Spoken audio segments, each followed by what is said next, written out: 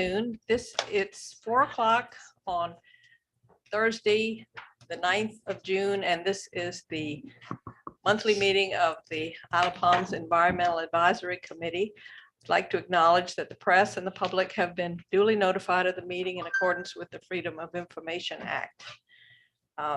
First on the agenda is the approval of the previous meeting's minutes. That was April 21st, 2022.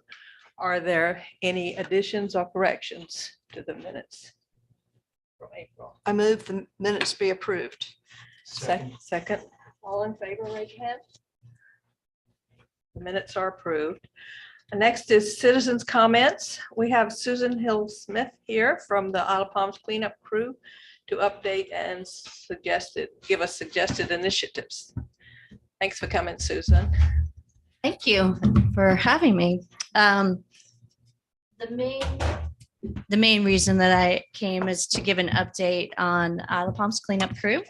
And I wanted to start with a huge thank you to Linda Plunkett for connecting Isle of Palms cleanup crew with Sarah Lyles from the state litter organization Palmetto Pride. That has turned out to be fantastic for us. With their support, we are now fully stocked with clipboards, grabbers, which I forgot to mention on my sheet, but which are not cheap, by the way. Reusable buckets, which share that we now have branding, and these buckets are made out of recycled plastic. This is 5 gallon, and we have a 2.5 gallon version that is actually decorated with children's artwork that will come in very handy when we have a group of readers from the library. Their summer reading program is geared around ocean conservation, so they're coming to visit with us. And that branding will help us in recruiting and reaching people, and our messages around litter and conservation. And with this volume of supplies that we now have, it's easier for us to hand off sets to other groups to do satellite sweeps. For example, we gave a set of supplies to a group from South Carolina Federal Credit Union, which has been volunteering with us consistently. And they were able to go to Breach Inlet and do their own sweep while we were doing our thing on Front Beach. So we have had 8 Monday night sweeps so far since March. That has resulted in us documenting and collecting 9,000 items of litter and debris from the beach.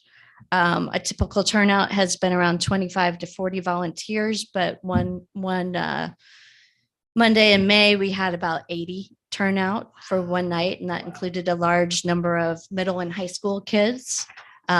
Lucy Beckham High School's Sustainability Club had a fantastic turnout with us. Windjammer, Ben & Jerry's, Lawrence's, Boathouse, and Smugglers are all offering discounts after our Monday night sweeps to volunteers, which is great, and we thank them for that. We have also started a Wednesday morning breakfast club sweep with Howard Hogue, or Beach Santa, who has been doing a lot on his own to clean up the streetscape and the parking lots, just independent of Isle of Palms cleanup crew. So this is kind of a new thing for us. However, we had our first one yesterday on Wednesday, and turnout was not as great as I had hoped for and thought it would be. I think I was overly confident that we could get people up at 7 to volunteer at 7 in the morning, but maybe we just need to find our right set of early bird volunteers. So if you can do anything to help put the word out, we did get it in a lot of channels. And I guess that was why I thought, and I was getting response from people who were saying they were coming, but we had a very small number, and one of them was a Moultrie News reporter. So she will hopefully be helping us in that regard. But just a question, is that every Wednesday? Every Wednesday is our plan. Wonderful. So it's designed really to get that person who would like to do something early in the morning. And we have a great set of restaurants offering discounts for that as well. That's Acme, Seabiscuit, and Cafe, either Pan Am or Paname, however you like to say it. So if you all can put that in your networks, that would be fantastic. Otherwise, I think I mentioned this before, that we had plans to, but we've added a no toys left behind bin and a fill-a-bag station sponsored by Natasha at the Pulse Realty. That fill-a-bag station provides buckets for anybody who wants to do a cleanup at any time. They're out there just to grab and go. And the no toys left behind bin is for people who find toys on the beach to deposit them so that others can use them. And hopefully we get more of those toys off the beach and maybe less toys put into the system. And that both of those are being used well. And here's an example of what the toy bin sign looks like. We have one so far, but we have the capabilities of adding up to 5 more at major access points, depending on how things go. And Susan, can I ask a question? Yes. The one that you have, is that the one at the Wild Dunes property owners? No, house, that or you is, got another one? that's not ours, but Okay. that's kind of inspired Well, us. where is yours? At Ours is Front Beach? it that in that space between the restrooms and the showers and the Oh, yeah. 1100 block, really right next to Good spot. Coconut Joe's. The city has opened up that space. So it used to be just kind of a blank spot with a gate. But now we've opened it up, and it's actually turned out to be a fantastic place for us to talk to volunteers. And that's where we have our plans to do the Iop Conservation Station that I have mentioned to you before, and also mentioned on the sheet that we have been continuing to get some more information from the aquarium. They had given us some suggestions for how to design the space, and now we're looking and starting to explore costs and that kind of thing, with plans to get back with city council later in the summer and probably bring that to you guys first, I would imagine, before we go to city council. Otherwise, we're also doing a t-shirt that the city and 15 local businesses are sponsoring. So it has a really nice message of working together for a clean coast, and will be a great way to say thank you to our volunteers and sponsors and partners and help us reach a broader audience. Otherwise, yeah, just that space is working out great. And we've also gotten the key to the supply closet in the city restrooms, which I never had before, but it's been amazing because I no longer have to transport our buckets and supplies back and forth to my house. So I'm very grateful about that. And otherwise, it's not on my sheet, but I did want to mention that Kelly Thorvalson from South Carolina Aquarium and I have been talking about an item that I think is on your agenda, the extension of the suspension of the restrictions on what the different supplies that restaurants can use in terms of plastic and that kind of thing. And Kelly and I are actually, like, Kelly is really involved in thinking about developing a guide of best practices for restaurants. And I really think that that is probably going to be our best way of being impactful and getting buy-in from the restaurants, trying to work with them, find out what roadblocks they're running into, and make it more of a partnership instead of a list of things that they have to do, finding out really what works best for them and what works best for the environment so that it's a team working together. Otherwise, I'm bringing to you a proposal for an Isle of Palms Environmental Advisory Committee landscaping guide, which is totally separate, not really related to Isle of Palms cleanup crew.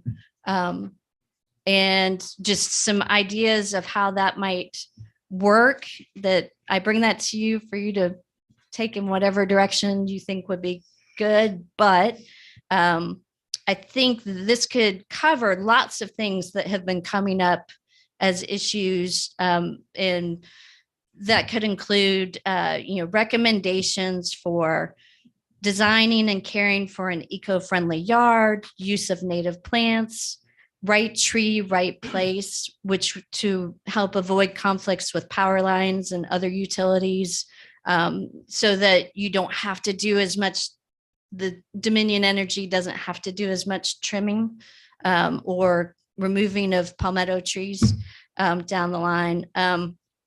How to create a rain garden, which is, I think, something Clemson Extension can help you guys with, and in a natural way to prevent drainage issues. Could cover pros and cons of installing artificial turf, artificial mulch, alternatives to using gas-powered leaf blowers, mowers, and other lawn care equipment, pesticides, herbicides. All of these things, there may be already existing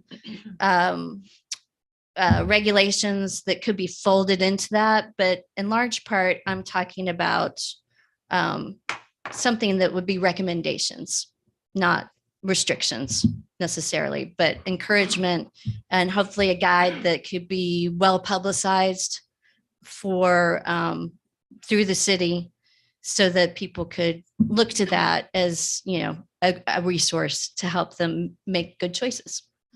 This, I love this idea. Have you has this already been discussed at the garden club? It has not. I do think that, yeah, I mentioned that I think they would be great partners, but I have not talked to them about it. Okay, so we might want to weigh in Yeah, with Definitely. them. Yeah. I think that they sounds could be great. co-creators with you. I'm not a gardening expert at all.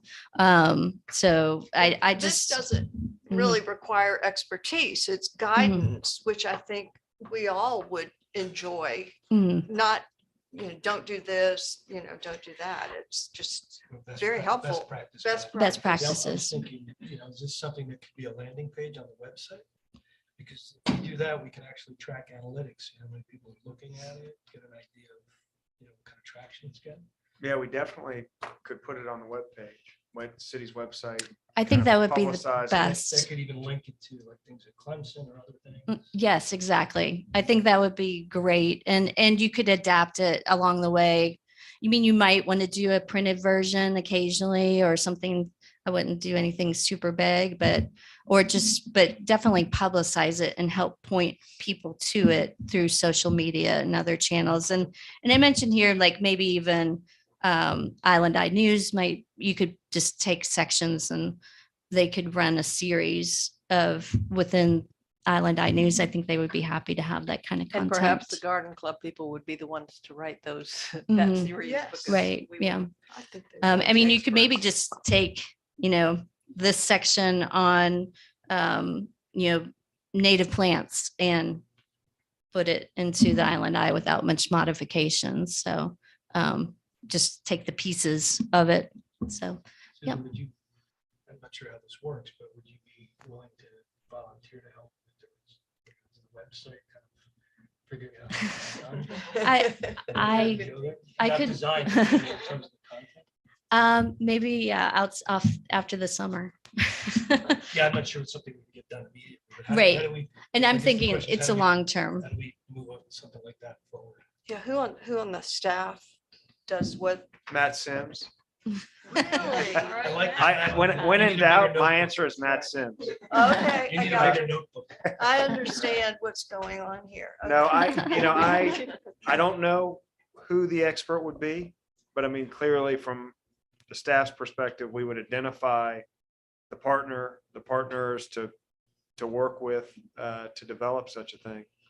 But But I actually feel like, getting it linked into iop.net would yeah, be that's the you. I easy, mean, yes. Because that's- I we see the can do garden that. club helping come up with the content. We just kind of be drivers to this. The technology Yeah. thing is Yeah, once probably easier. once it's done, kind of our distribution of it would be, I think, pretty easy. but Yeah, The okay. heavy Yeah, that's lifting why I would was be asking. It's gonna be developing. the content. Yes. and The links. and the- I'll be happy to help with the proofreading.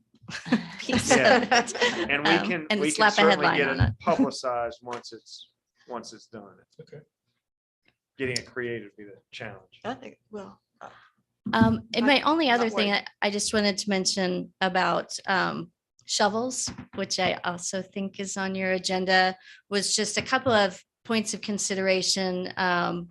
I do believe, well, if we're targeting metal shovels, I have mixed feelings about that from the perspective of, in some cases, unless you're talking about just the really big ones, in some ways, metal could be a preferable medium compared to plastic. Just these days, metal is more maybe something that is considered something you would keep and less disposable, and then might be something that people keep with them or more likely to keep track of. Than we have a fantastic volume of plastic toys that are coming our way. So to keep that in mind, and also just that even those larger shovels can be used in positive ways. For example, with the Piccolo Spoleto sand sculpting competition that is coming up. So I don't know, those are some points to keep in mind as you're looking at that issue more closely. I would be interested to know of the other places that have perhaps put in a ban on metal shovels, Yeah, we just looked at that. how Yeah, we successful looked at that last they week. would I be. think we recommended language Prohibiting metal. prohibiting Just metal, metal. similar to what Hilton had Right. recommended. Yeah. with minor modifications. Has that moved forward to the? It has not. I mean, it went to Public Works and we'll talk about it, but. Okay, Okay. We're so that's still open. still for- under consideration. So it's still open for consideration. Yeah, so I would be curious to know if they've actually seen results and maybe encourage focusing more on messaging around the size of the holes and that sort of thing, and making sure they're filled in perhaps rather than the instrument, because other things can also be used to make big holes. Can that we aren't metal share the shovels, language but- of what was proposed with Susan?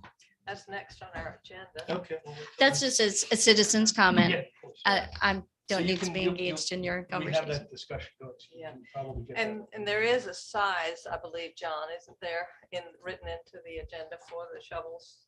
Yeah, there was a size of shovels and size of holes, but Yeah. that's what I think we need to talk about. No backhoes, no front end loaders. Mhm.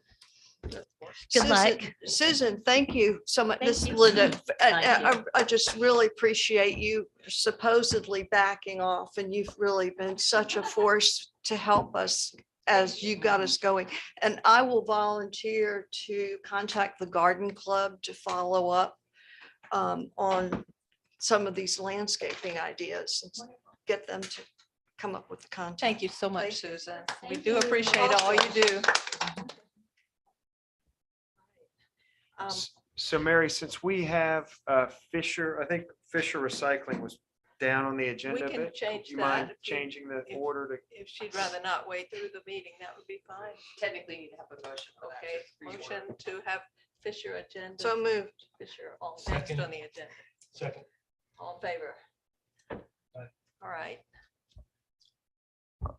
You're up. Would you like to go next? Get it over with? So did Belvin tell you why you were asked to be here? or- Sort of. So I will just, for a little bit of backstory, I think Belvin, who is a member of this committee, is not here tonight. But he thought that your company could potentially provide a good service for the city. He had indicated to the committee that glass is currently not being recycled, I think at all. I think that's what Belvin told us, but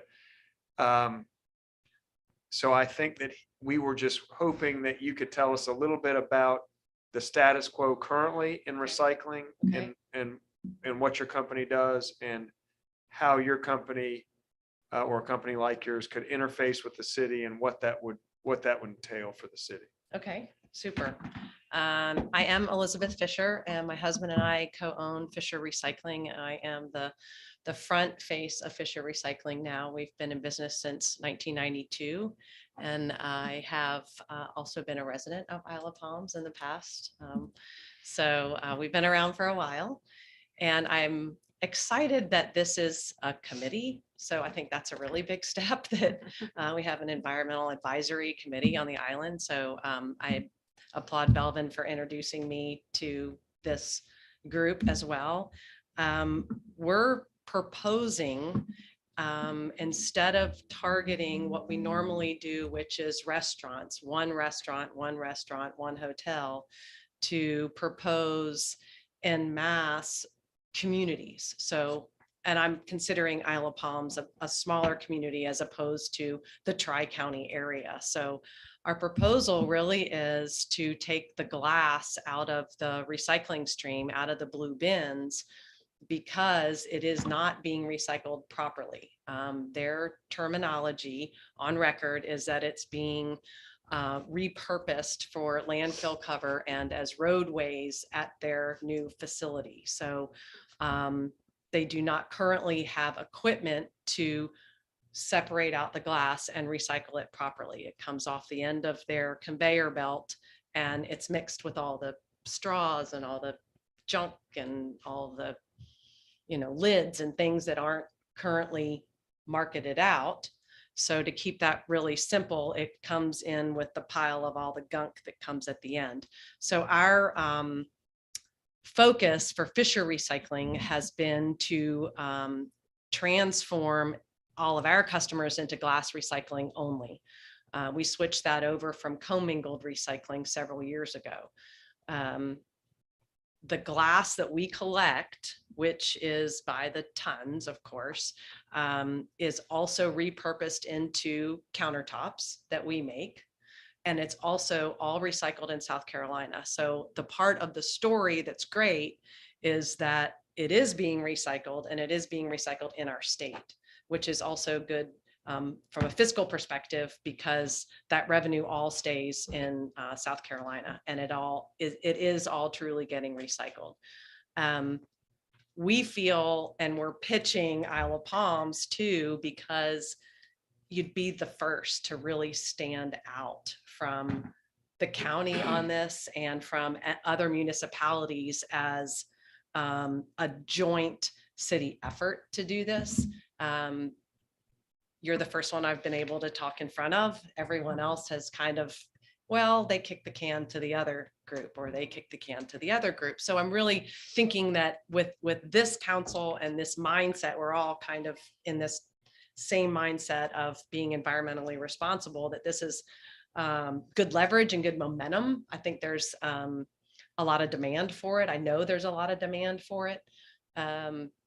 We're pitching it more of as a residential kind of drop site initiative, which is in fact very successful across the country and across this state, and it just hasn't gotten here yet, but it is effective. There are drop sites currently in Dorchester County now that are successful, and that's at their 5 drop site locations that are run by Dorchester County. They bring all that glass to us as well. And then our responsibility in our proposal would be to provide that pickup. We supply the containers, we supply the collection, but also our initiative would also be to do a lot of the advertising. I'm trying to minimize legwork on the city's behalf. I'm sure you have a lot of questions because that's a lot of information. Linda. Okay, thank you. You're welcome. And I love this idea. I feel like I've been bamboozled by the county recycling people that claim they recycle glass. That was a shock. So I'm about this, but so we have a lot of beer bottles and wine bottles on this island too, especially during the season. So Yes. there'd be some inventory there, Yes. but so much of our glass, I think, I defer to those that know better, come from non-residents. They're visitors to the island, Sure. rentals or day trippers and so forth. And I guess I am not seeing where they would take the effort on their way out of town Right. or off of the beach to get the recycling. So do you envision the rental companies, or, I mean, have you thought about that I since have we are thought about heavily? that, and I do have some still ins with some of the rental agencies, and I don't think that would be a real huge hurdle to have them communicate that to their renters. I do think some people coming from off would definitely hold on to their bottles and make the trip down to wherever it would be, whether it's here or at 41st. I mean, that's a variable, obviously, but Mhm. I do think there would be an effort to make that choice. We wouldn't offer curbside at this point. That's just not really within our Right. capacity to do. But with the help of DHEC and some of their language and their assistance in helping us with some of the advertising and marketing for that, I do think it would be possible to reach those renters. Yes. The couple of things. So what's the business model around this? The business model, meaning how's it going to be paid for? Yeah. Right. So do Um, you supply all this, and then in return, since you're repurposing this and selling the product, there's no cost to us? I am No. not selling the product. But you're not. That is, Yeah, it there's is a not, I'm proposal not in here. selling the product. No. And that's, I guess that is really a big misconception that people have, is that I'm marketing this glass. The people in Beaufort, where the glass goes, that want the glass, pay to have it hauled, and we don't get paid for the glass. So the business model is mainly to cover our labor, cover the gas, and make a little bit of money. Okay. And recognize what the Isle of Palms is doing. But yes, I mean, we have been, it's a really hard time to approach restaurants right now. And being in the business Unless you wanna for work a long time, it's, you know, I can't eye to eye those chefs and say, look, I know your dishwasher didn't show up, but can you pay me to come get your recycling? Because that's what our business model is they pay us to collect. We're a collection service, which, you know, that's what we pride ourselves on. So we do have to put gas in the car, and we're not a nonprofit, so we're not eligible for grant money. I do have access to DHEC and some of our recycling coalition partnerships and organizations that are nationwide that are offering all kinds of incentives for glass recycling, whether it's vehicles or whether it's equipment or whether it's transporting costs. So that was my angle to that, whether it's really more or less seeking your approval, also perhaps even writing the grant and having you approve it, and then we submit it on your behalf, or it's corporate or private sponsorships. Elizabeth, Yes. I love what you're working on, and I was thinking of what Linda was saying. I'm surrounded by rentals, and they can't even do the recycling right. Right. And I hate to say so, Right. but they're here to party, and Right. they're not gonna, I just can't see too many of them doing that. But maybe Right. if the rental agencies had tried to educate them. Yes. My second question is, does anybody know if there's any possibility that Charleston County will find a market again for recycling glass? When they first started doing it, I went on a tour of their place on Romney Street. Oh, right. And they said, oh, we'll recycle all the glass except we don't have a market for the green Mhm. wine bottles. So I guess they were selling it at that time. I mean, somebody was doing that's- something. The simplest answer to that is not right now. There is a business model that they have in effect that benefits them by having the tonnage come into the county. So the heavier the material is coming into the county, the more they benefit from it. If you take that glass out, then they don't have that same tonnage benefit. Oh, so they want to keep the glass in there for that. Yes. Oh, Interesting. That's wild. that is interesting. I have another question too, excuse me. In Europe, I know there are places that are really into recycling in a Yes. way that we haven't dreamed about, maybe never will get to in the US. But with glass particularly, I know there's sites that require you to recycle the clear from the green, from the brown glass. Is there any talk about that on the horizon, or right now you just are hoping to get all the glass? Right now, it does, the way that it's being end marketed, it doesn't matter what color it is. Okay.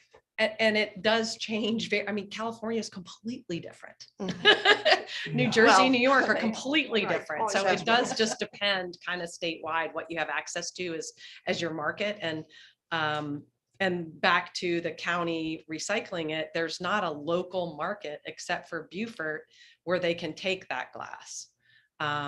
It's Atlanta or it's Wilson, North Carolina. So the transportation costs are tremendous in Mhm. that. But right now, the end markets can take every color. It doesn't have to be separated out. So you said they're currently just putting it in the landfill? It's being repurposed is their So we term. don't really know what they're. They put it in landfill cover means they put it on the landfill and it weighs it down to smush it to Macerating. make room for more. Mixing it up. Right. And then they put it on the road beds. So the big tired trucks drive over it and make it compact. So my other question that was related to my previous life of dealing with hazardous waste and all that, as well as sustainability and greenwashing. So the question is, I don't know if you do this with the county, but the assurance is that if we're giving you all, you have all this, that it's going to the right place, so that we don't get a call down the road that someone says all your weight, all your bottles. So you give some sort of assurances and identification. This is a very small town. I promise you, I'm we're just doing just we will never say we're throwing it away or not doing what we're saying we're doing with it. That has been a big obstacle for us to overcome because people hear it all the time that I'm being told one thing or not doing another. Well, I guarantee someone's following our trucks. Yeah, no, We're that's- all, I mean, I will not sleep at night. And when this will come to a business decision and Yeah. the council will. We have a pile in our parking lot that is 5 times as big as this room that's full of glass. And I would invite anybody for a tour and certainly check out our website as well as our social media. But that is 100% assurance. Yeah, it's just, you know how it is. It's always one bad apple spoils the whole bunch. And if you look at the history of environmental regulation, Yeah. it's generally can be tied back to one particular incident. I think that's the beauty of being a small business is that we can really control that. And we control the education of our customers and we control what comes in and the trucks that go out. It's a small business. So feel free, and my information is here, and I do have cards with me as you ponder this to kind of, ask me questions, but I'd love to be able to move forward with it and see if you have some visions for some next steps. for us. Thank you. I I do have have one more quick question. Quick Oh, question. I'm sorry, Deb. All I'm right, talking so I to- just kind of want a visual, like, are we talking, I think Belvin said maybe a dumpster but I see you have a photo of Yes. like a recycling can. Yes, So what exactly are we talking about? that's what I'm talking about now. And where are would they be? those Cans with that signage Yeah. there. This is at Firefly in North Charleston. Yeah, The residents of that area or people that come to Firefly bring their own glass and drop it off in those bins. It's very clean. It's very effective. We get Yeah. probably 5 cans a week. Obviously not the same traffic as IOP, but yeah, there's the potential for dumpsters later. We just don't have that vehicle now to right, pull that dumpster. right. But that would be the So next you would step. put these maybe where our current trash and recycling bins are on Front Street in that parking lot? I or mean, that's where? definitely up for discussion. I felt like the marina was a good place where people are in and out of and frequent. I would definitely choose a mid-island place. I don't Yeah. know where that would be. Yeah, I think probably something from the municipality would be easier to get approval from than maybe the property manager at Harris Teeter. I don't know. right. Um, Well, I mean, where we already have the Behind dumpsters makes the sense. public It's safety easy building, enough. there are lots of Yeah. recycling containers back there. Mhm. And that's Yeah. kind of mid-island, not exactly. Where was that, Mary? Behind the public safety building where Yeah. all the, Behind, behind the police John was station. saying the parking lots at the big municipal parking lots, Yeah. mid-island. Yeah. Plus the marina. I think is a good So idea. is the way, as I understand the proposal, it's $9,600 a year, and that's kind of 2 locations with unlimited 4 or 5 cans per location, or At unlimited? least, yes. And that's Yes. for 1 year only, or do you require a minimum number of years? I would in your contract? require a minimum. You'd like it, I I'm sure, certainly but think that it We could would- test it for a year. Absolutely, and I Okay. think, Yeah, and then see if most anybody grants work that way. Most Mhm. grants, right, are, we give it a shot for a year and then then we see what happens. I mean, as far as being sustainable, I certainly think that it would demonstrate being a success. I have no doubt. Contamination would be my biggest concern, but as long as it's near other things that are recyclable, I think people are better at obeying the rules. Yeah. Good. Thank you for your Yeah, time. thank you. Thank Really you. appreciate it. Great Thank idea. you. Thank you for what you Great do. for what you do, yeah. Okay. I think there's a lack of ideas. Yeah. That's true. Okay. This is great. You wanna say So, something, Douglas? well, I did want, so we have John here for just about 5, 6, 7 more minutes. Oh, let's let John talk. Well, and I don't know that, I would say that as an update to the, we talked a little bit about the shovel issue. And while he was here, I wanted to just kind of Yeah. talk with the group about what's happened so far and ideas that came back from the Public Works Committee. And John is on that committee, so I thought while he was here, it would be good to talk about it. But I would say that there was a general agreement with large holes and kind of how to prohibit large holes.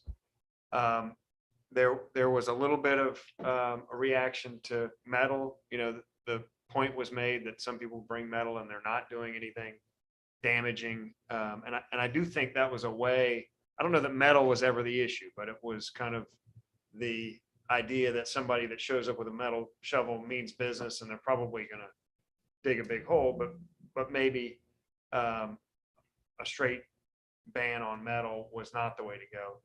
The other thing that I think caught attention was the max depth of 12 inches. You know, the example was given that you have kind of an officer going by, you put that on the books, a kid has a 18-inch hole. Have we kind of created the situation where even with a plastic shovel, the officer needs to tend to a kid digging a hole? So I think that there was definite consensus on the idea that everybody needs to fill in every hole. You know, at the end of the day, you dig a hole, you fill it. You know, we talked a little bit about the challenges of enforcing that. If it's a massive hole, your officer can tell them, you know, hey, you need to fill that back in.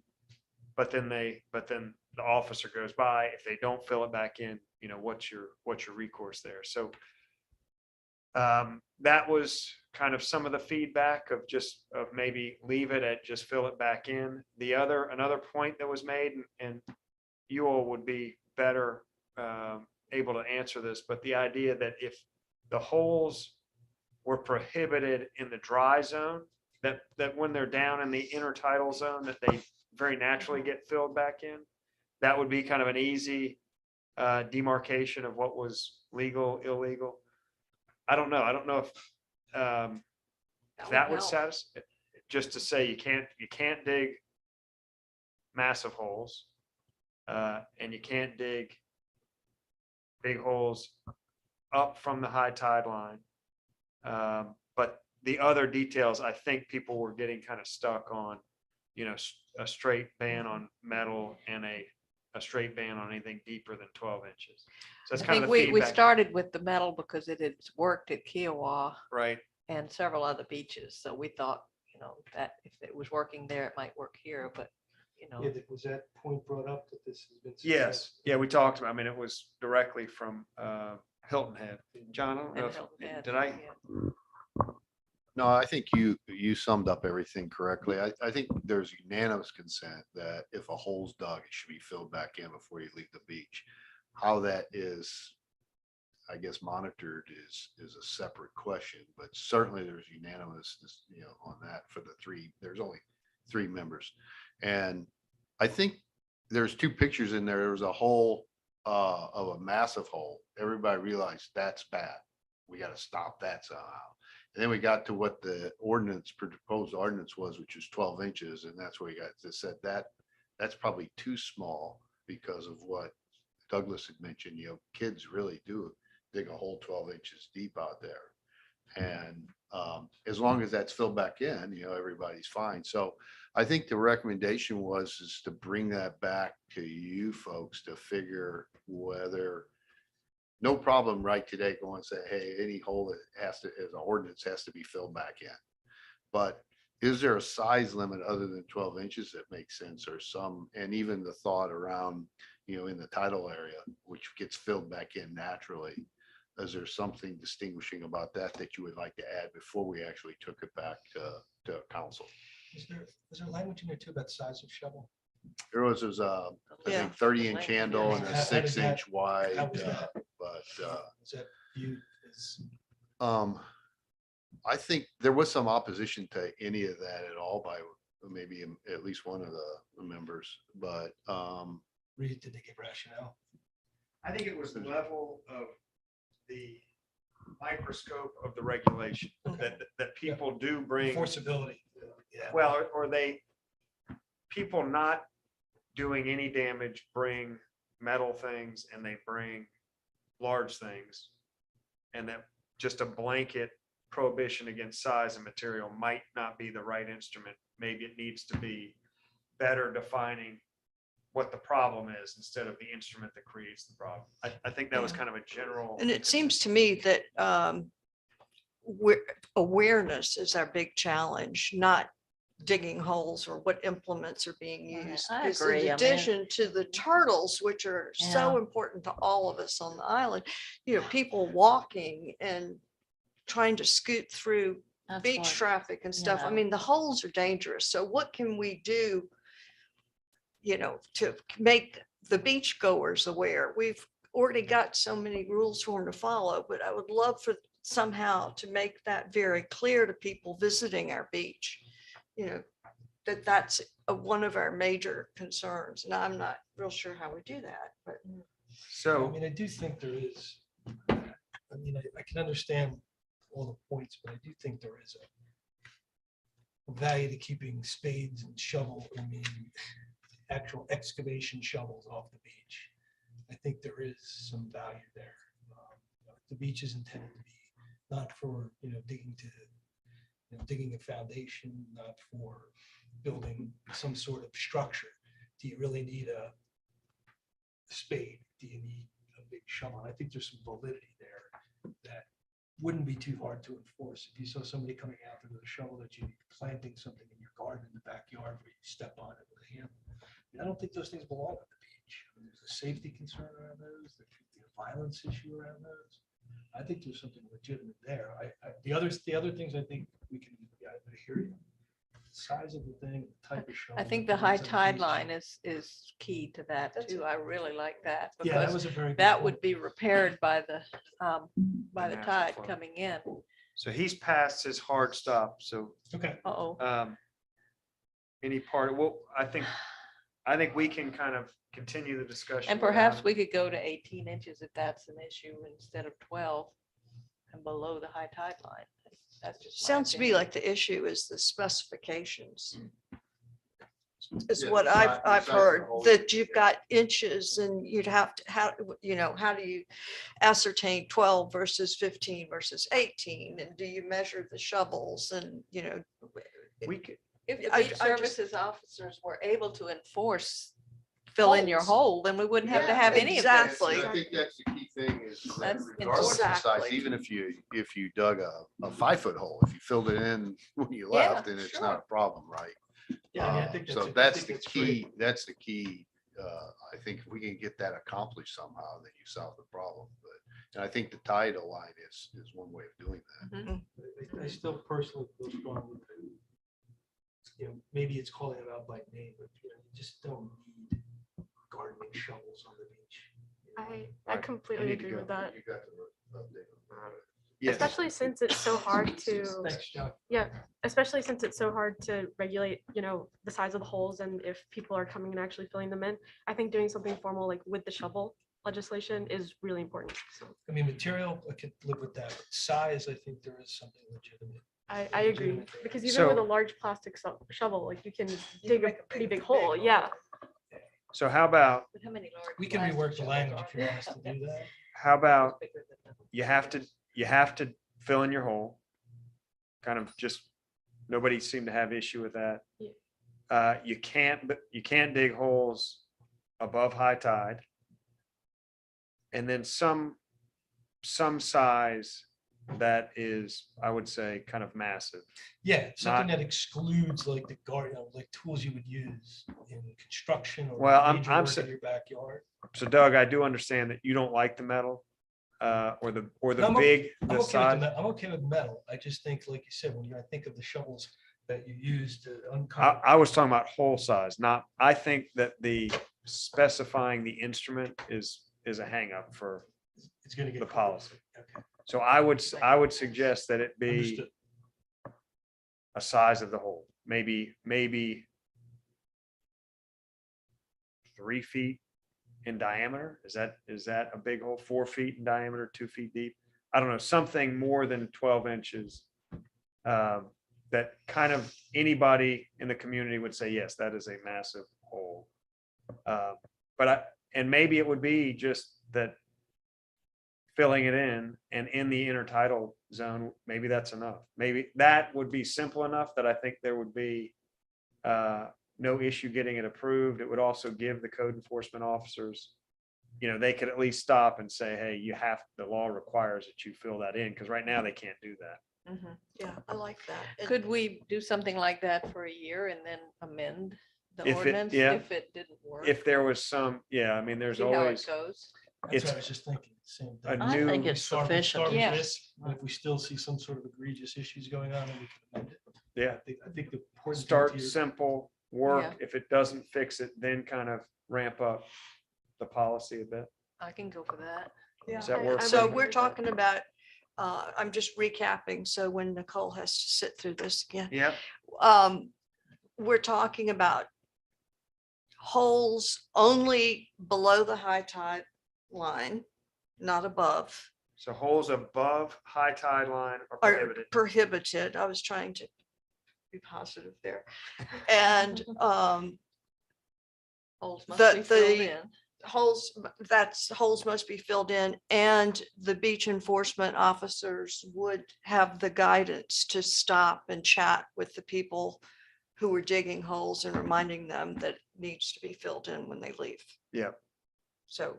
So that wouldn't be If in the it's a ordinance. That would detour. just be a policy, but yes, that okay. certainly would be part and parcel of it, that we would make sure that they knew that if you see a big hole being dug, let them know they have to fill it in. And to me, the size of the hole, like the tool, it gets problematic because for the turtles, it doesn't have to be a giant hole to be a danger. For the walkers that are even walking in as the tide's coming in, it doesn't have to be a giant hole to be a problem. I know. So I like those guidelines, and we count on you to pass them Yeah. on to the To enforcement me, officers. well, and they would need to be enacted, so it would go back through the process of being enacted as an ordinance.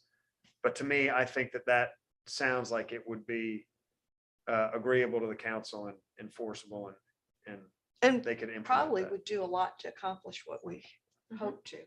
Yeah, So I'd that's love to see reasonable. what happens okay. if we I do just- that. How realistic is it to ask the beach patrol officers to do this type of thing? And part two is, would they consider a few of them or maybe a representative attending one of our meetings? So we could actually talk with them about what's real for you guys to deal with. Well, I will tell you, You know, we can make all kinds of rules, but they may not have time. I think that to me, this would only become an issue if they saw a massive hole. I mean, I don't think they're gonna stop a family with a Right. kid, digging a sandcastle. I don't think they would ever Child would address that, but I think this would at least give them something to address a massive hole and at least have the conversation, where right now, there's nothing. I mean, they can go by that and there's nothing to be done from their Right. perspective.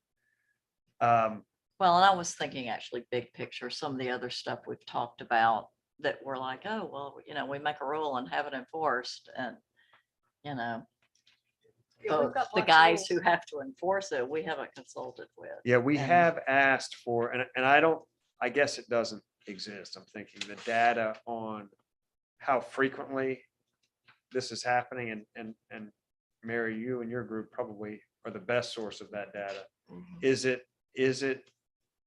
are these big holes kind of twice a year? Are they twice a Oh, week? Are they no. During the peak season, they can be several every week, and I Several a call week. Isle Palms Dispatch and tell them about it, and they say, well, we don't have any beach services people today, so we can't do anything about it. So a giant hole might sit out there for a couple of days, and I understand that they might be short-staffed. But during the season, when fathers are out there with these giant excavation shovels digging huge trenches for their children to be buried in or whatever, I don't know. It's quite frequent. And is the ones that remain for days, is it because they're above the high tide line? Yes, And yes. if they were below below- the high tide line, there would not be any problem. So maybe that That seems to that would kind make a of be, huge difference. okay, Mhm, maybe that in and of itself is simple enough that Yeah. mhm. it would stop it entirely. But Well, it might If be we could hard get them to to enforce, I get mean, them if they to would be there to do enforce that. it. Mhm, Yeah. Yeah, might be hard to get them to do that, but that would work. In That sounds in my great. opinion. On that topic, I don't know, maybe don't remember this properly, but weren't we talking about adding some more beach patrol enforcement officers during the high season? I know we talked about it from Palmetto Pride. That was something they could help us with a grant, but I thought I remembered there was some discussion about bringing some more There is an additional. folks on, there because we is do an have a addition- lot of, yeah. Um, ordinances. Well, and it may be, so there is an additional beach service officer, and they are either fully staffed or right at fully staffed for the first time in several years. But I think what you may be thinking about is the public works. Public works is dedicating an employee to trash cleanup in the front beach area each week. Okay. The Cigarette the butts and cigarette so butts. forth. I don't know that we've talked about specifically beach patrol officers, but maybe we have. Well, back to Deb's point, it would be helpful if somebody, because I know you do a good job at what you do, but it might be helpful too to talk to the beach patrol officer or public works You know, beach people. patrol, that- they're gonna be like high schoolers that have been here for, now 10 days or Yeah, something. well, that's all right. We can still talk to them. But, they have an I officer mean, that if oversees not them. necessarily our meeting, I mean, I think there are those of us that would volunteer to meet with them informally, just to encourage them and give them our perspective of what this is all about. Just thinking. If you might relax your usual rules, then just interject because. Yeah, I do Nicole's remember- gone, so she's the one that keeps us Yeah. on. I do remember the conversation with Palmetto Pride where I think there may be up to $10,000 available to fund a beach is it safety or service? Beach, BSO, beach service. I think it's service. Beach Yeah. service officer, to do specific enforcement around our litter and our regulations about what people can bring to the beach, and perhaps could also have an eye towards other environmental things like holes. And so that grant money is available. And I think with the new fiscal year, it kind of splits in the summer, but their fiscal year also is in the middle of July, but thinking ahead. And we would only need it for the summer. It doesn't happen off season, the Yeah. holes. Thinking ahead to next season might be something to go ahead and get promotion with that. Okay. While we're on wildlife, I would like to give an update on what's been happening on the beach with coyotes and with the least terns. As you probably know, there are 2 marked off areas for shorebird rookeries. We had Diane Troy come and gave out some information about watching out for least terns that were running up and down the beach. They are highly endangered. On May the 11th, as you might have seen in the Island Eye, I helped 4 other people rope off the whole area from 50 to 51st Avenue and post signs all around it to keep dogs and people from running through there and trampling the eggs and the chicks. And a few days later, after the Island Eye article came out, I got calls that there was another colony down at 48th Avenue by the Citadel Beach House. So some people went back and roped off another area down there. And it's just crazy because when anybody goes near there, the birds just go berserk. So that 48th Avenue area is there too. I talked to Diane today and she said that there are 20 chicks that are, and 6 of them are close to fledging, being able to fly. And there are 15 new nests there in those rookeries, which means they have failed somewhere else. When we were roping off that thing, we could see that there were turns outside, but we just couldn't rope off the whole beach. It was just too much work and not, you can't keep people off the whole beach. But those nests that we saw and turns that were upset about just people walking out the paths, I think those nests failed. Mary Catherine from DNR said they would fail. And so now those birds are trying to nest within the marked off area. Smart. Which is good.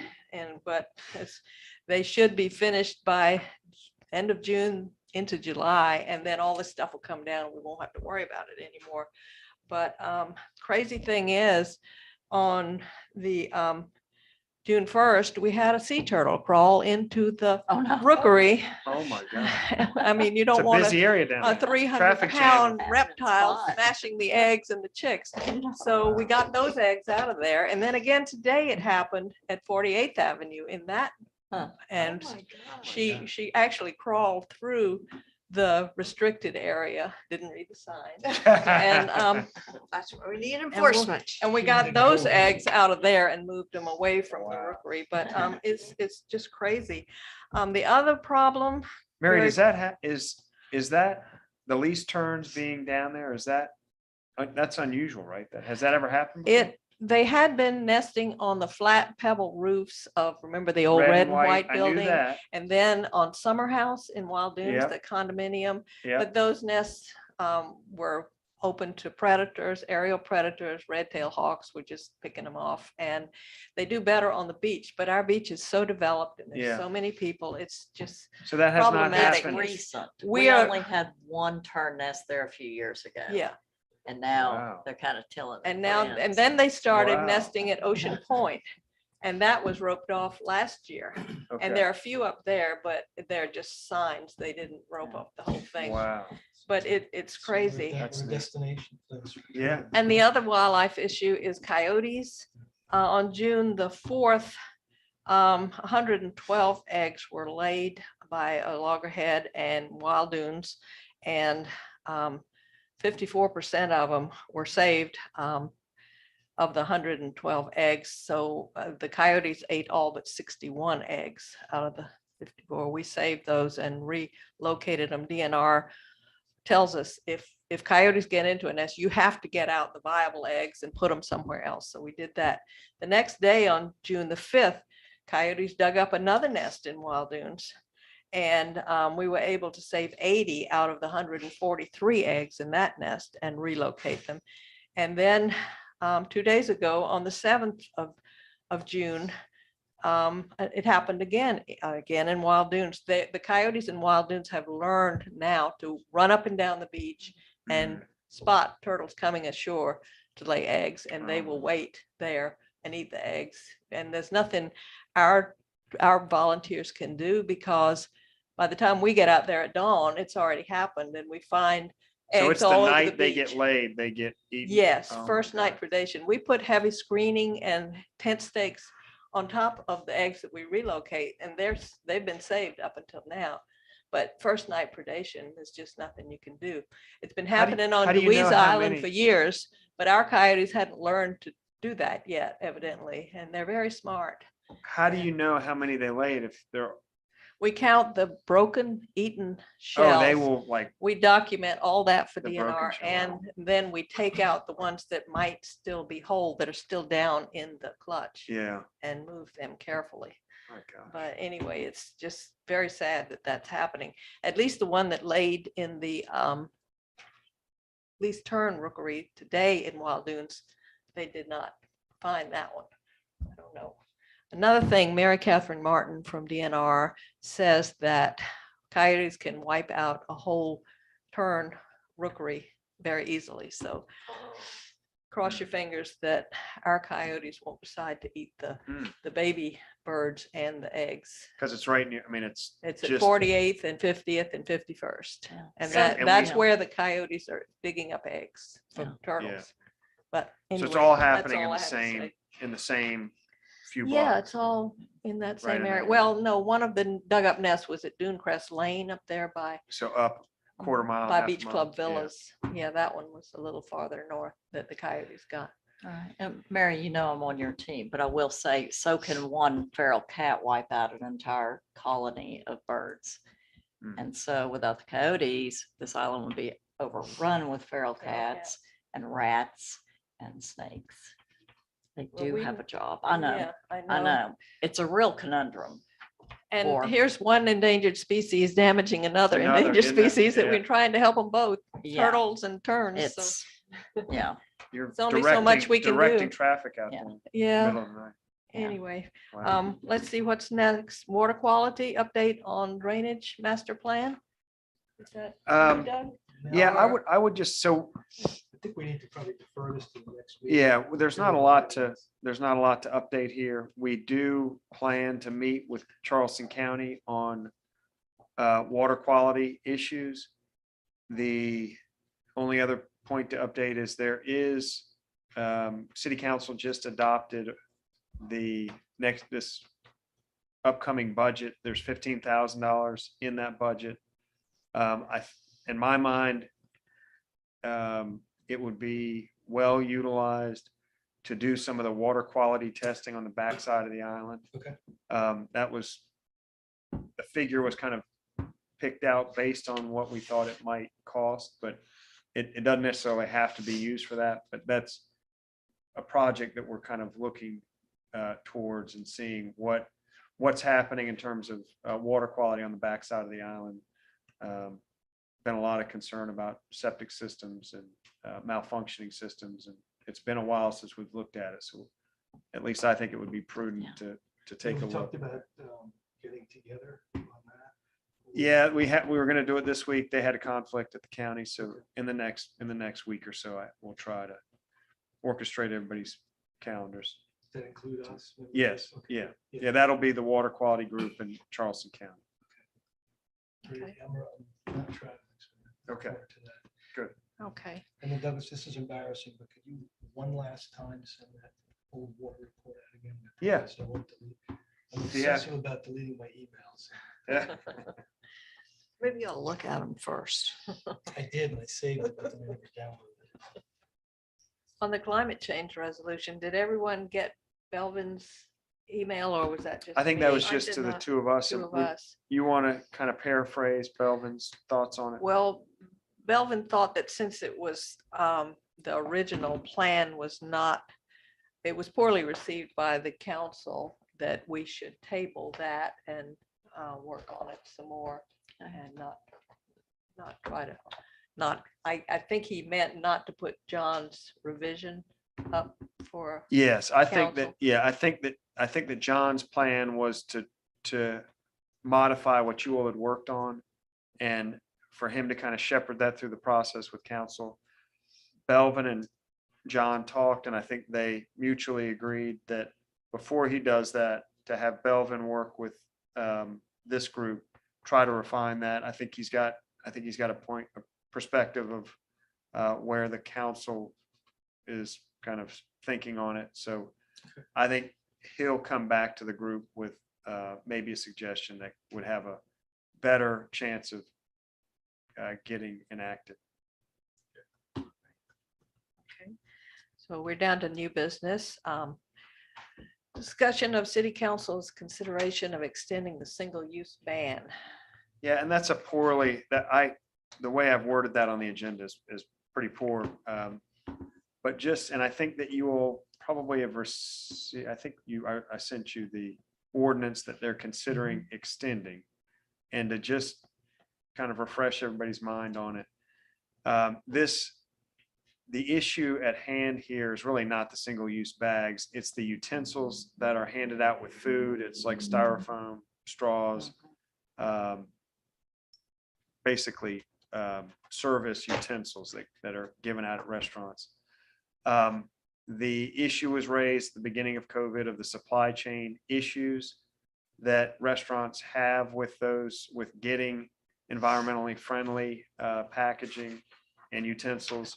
So council enacted now, I guess, pretty much right when food was allowed to be served for takeaway, they suspended enforcement of that ban and allowed restaurants to use things like plastic and styrofoam.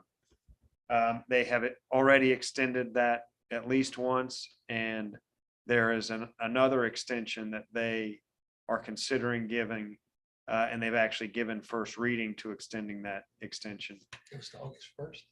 to September September 1st. 1st. To September 1st there. And at first reading, the council, I would say was fairly split on the issue. And the issue really at hand, in my listening to the meeting, was that not really so much that they couldn't get the supply, they couldn't get environmentally friendly packaging at this point. So the supply issues have kind of gone away, but it's the fact that restaurant owners are speaking out that, hey, we have stocked up on this material. We have considerable supplies. Could you just give us some time to deplete our current inventory of the styrofoam and plastic? So the ban would go into effect again on August 1st. If they, September. I'm- 1st. September oh, 1st. yeah. Yeah, but is there anything to prevent it from being, Extended again? is there a way to write an ordinance where it I cannot be? No, I think they're always going to have that. Council will always have that latitude. So if another issue comes up, I mean, they can kind of request again. My personal opinion is that and there was a lot of talk about, well, let's stop the ban. I mean, let's stop giving this grace period, or stop, giving this exemption, but give a grace period for enforcement to let them deplete that stock. They were acknowledging on the dais that that's just creating an additional gray area, and it's the same, at the end of the day, it's kind of the same thing as delaying the enforcement. So I think it got first reading because at the end of the day, they felt like it was creating cloudiness to try to split the difference of a grace period. To me, I think if I was at a restaurant, I would be hearing that this is the last, deplete my inventory. This has got to be the last extension. That's kind of how I heard it. I don't know how that lands with the community though. So Yeah. right now we're between first reading and second reading. I have a question, because we go to the marina for breakfast periodically. Does that ban include the styrofoam? Because if you go to the marina, busy morning, there's styrofoam containers just falling out of the garbage. Yes. It's Yeah, terrible. that would, if this exemption was not in play, they would be banned from providing that. That is exactly the issue, that styrofoam. Well, I So- think it's reasonable to extend it, let them deplete their supplies, and then just set a hard date for whenever if that's possible. Yeah, if I'm reading the tea leaves correctly of council, that's what their mindset is, to Right. do that. I guess the real question comes is when September 1st comes up, is it Right. gonna just never go away? Right. Or is this truly the last extension? Kind of the Well, question. What they're doing the second reading on now, doesn't it say it'll, September 1st? Isn't that? Yes, written yeah, into but the- of course, the last one that they did said May 17th. So they you can know, so extend there's it a- again. Add to it that says they need to submit their inventory report on all their materials and submit it. Yeah, there was- PO or an invoice that when on the last order that they had of materials. In other words, eventually what's gonna happen is people say, well, why do we even have it? That's the, you know, they can go Yes. to that next. I think that ultimately That is, is a concern. Yeah. again, my personal opinion, I feel like council they were sympathetic. They want the ban on styrofoam in place, but they were sympathetic to the businesses and the business community. I would be very surprised if they were to extend it again, but of course I've been surprised before. Okay, thanks for the update on that. I don't know if there's anything for us. Yeah, I don't think there's, if you all wanted to send a recommendation or something like that, I think you could. I don't know that, to me, they're very kind of, I think they kind of have decided their positions. I don't know that there's a lot that could be done to sway. Well, perhaps though, as a part of our work is the Environmental Advisory Committee, it would behoove us to say the committee agrees with the position and that this would be the last extension, just to be on record that Yeah. we've talked Yeah. about I it. think we all agree on I that. think don't we? Yeah, I mean, Yeah. sounds, Yeah, I that's think what that- I heard. How do we do that? Is it a resolution? I think, statement? Can we do that? Yeah, no, I think to me, it's a recommendation. To me, I I think know that's, we need a 2 or 3 motion people or voted something? against doing. yes, extending they were, it too, they were so definitely there is a split. support Not to do it. Linda, would you mind just stating that as, you Let's make see, a I recommendation? make a motion or a You- recommendation, Nicole, you figure it out. or That the committee does. the Yeah, commit, You're making a Make motion, recommendation. I'll to- make a motion on your recommendation that someone can. you are making a motion There we go. to Okay. recommend that There city you go. council not extend not extend the ban. grace period past, and reinforce the September 1st ban on styrofoam and plastic utensils. yep, I will second that motion. All in favor? Yes. Unanimous. Cool. I know Ban we're the running ban. over. I have one quick housekeeping question. I believe we got off schedule with our meeting this past. And I see that our next one is scheduled for July 14th. Bastille Day. Bastille Day. Oh, yes, it is. Well, on Bastille Day, July 14th, I'm asking Douglas if it would be possible to go ahead and include our future meeting dates, maybe through the rest of 2022.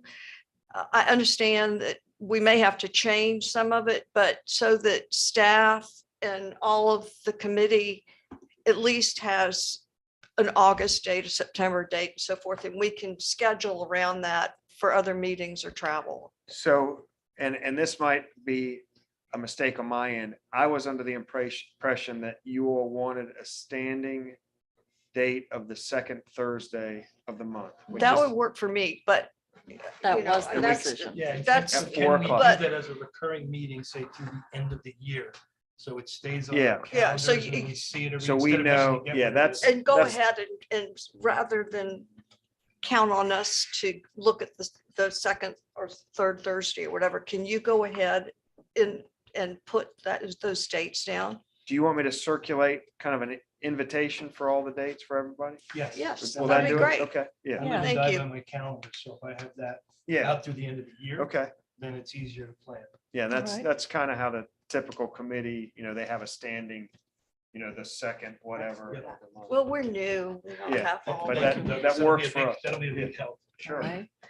All right, so if there's no more business to come before the committee, the meeting is adjourned. Moved, seconded, and so Um, forth. Is there a motion to adjourn the I'll meeting? make a motion. to Mary, Second. just before we adjourn, so on the recycling proposal that you all talked Mhm. about, do you want to, so I think you all heard about it tonight, is the plan, and I think if this were a good program for the city, that would need to be a recommendation from you all. So as the proposal stands currently, it is basically a proposal for the city to spend, I think, $10,000 a year, 10,000 some amount a year, to have 2 locations with multiple cans. Do you all want that on your next agenda for discussion and a recommendation? Yeah, How that might yeah, work. I I'd think like we the need month to think- the month to mull it look over, at maybe more of the send- context. send And comments to the chair. actually, we talked about can't doing it for recommend 1 year and 1 seeing year. if anybody did Yeah. it and if it worked. let's- But that that actually, 1 the year. Public Service Committee of the council needs to expend or approve that. I mean, we couldn't, Well, you all Bring it are forward. advisory, so you would be making a recommendation, but I Okay. think that's Okay. the type of issue Yeah. that they would look to your group okay, to cool. advise them on Douglas, how that. can you send out the proposal, maybe an email to the committee and say? So it was in the it was in- packet. But I'm just doing, I think as a reminder to. Yeah, to and let I'll people put know it, that yes, please I'll put review it, this. If you have any comments, send them in to Mary and I, and we're gonna look at this and Yep. make a decision or recommendation. so I'll next just month. have it on your next month's Perfect. consideration with the proposal included. Excellent, thank you. Sounds good.